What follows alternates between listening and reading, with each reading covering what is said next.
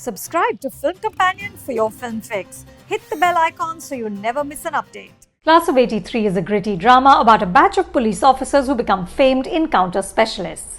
The backdrop is the early 80s when Mumbai was in the grip of notorious gangsters. The film is inspired by a book named The Class of '83, The Punishers of Mumbai Police by S. Hussain Zaidi, which in turn is based on the lives of real-life cops like Pradeep Sharma and Vijay Salaskar, who trained under DGP Arvind Inamdar when he was head of the Maharashtra Police Academy. These names are the stuff of legend and controversy in the Mumbai police archives.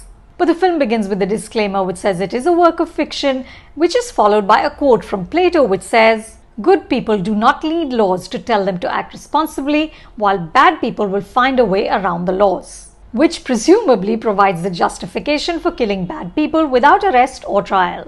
The vigilante cop is a staple of Hindi cinema. From Salman Khan in Dabangg to Ajay Devgan in the Singham series to Rani Mukherjee in Mardani, we've seen a slew of trigger-happy cops who sidestep political interference and institutional corruption by breaking the law. It's an immensely satisfying fantasy which allows us, the audience, to believe that justice has been served. But in a year in which police brutality has repeatedly made headlines, this movie archetype has become even more problematic. Class of '83 offers little innovation on the time-worn theme, except perhaps the counterintuitive casting of Bobby Deol as Dean Vijay Singh, the tough and tortured head of the academy. Deol, best known for putting his urbane good looks to good use in 90s blockbusters like Guptan Soldier, does an about-turn here.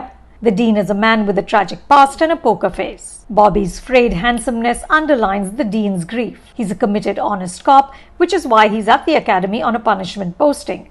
But Vijay Singh decides to subvert the system by training 5 cadets to take down gangsters. He calls it an experiment. As he puts it, the 5 will function like antibodies who will cleanse the disease from within the body. He gives these backbenchers a talk about why he's chosen them, saying, "तुम लोग दोस्ती निभा लेते हो, लेकिन सच भी बोल लेते हो। रूल्स तोड़ते हो, लेकिन उसूल नहीं छोड़ते। फेल होते हो, लेकिन अपनी शर्तों पर."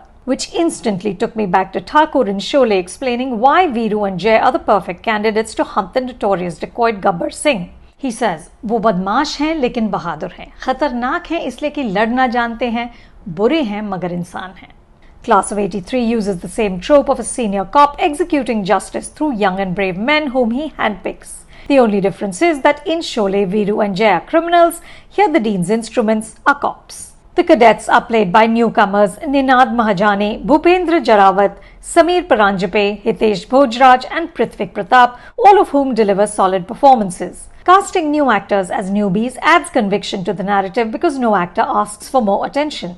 Each one serves the story. The first part of the film follows their lives in the police academy and the latter follows the batch as they embark on their careers, ferociously demolishing gangs. As one of the 5 Aslam tells us, to maintain order, law को बलि चढ़ाना पड़ता है.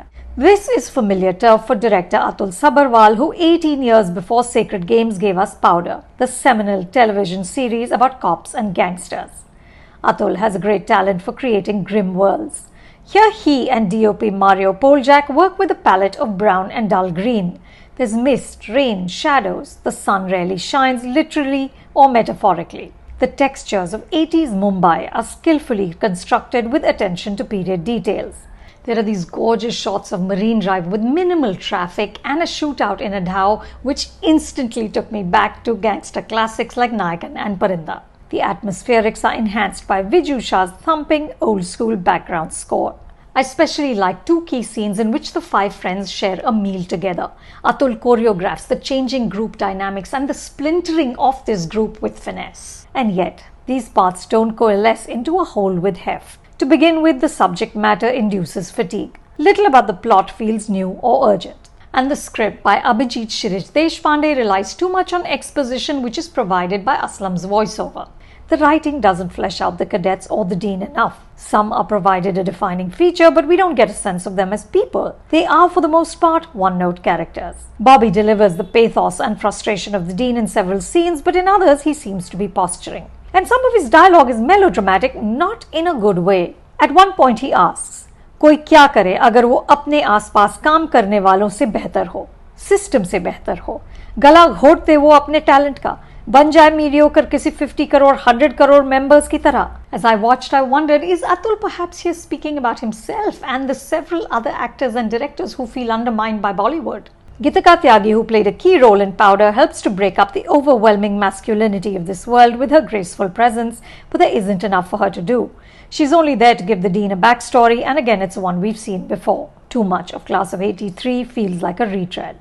The faces are new, but the portrayal of the system, corruption, the utter lawlessness of both cops and criminals is familiar. The film doesn't offer new insight or characters compelling enough to make this material feel fresh, which is why, despite the talent on display, it doesn't soar. You can watch Class of 83 on Netflix.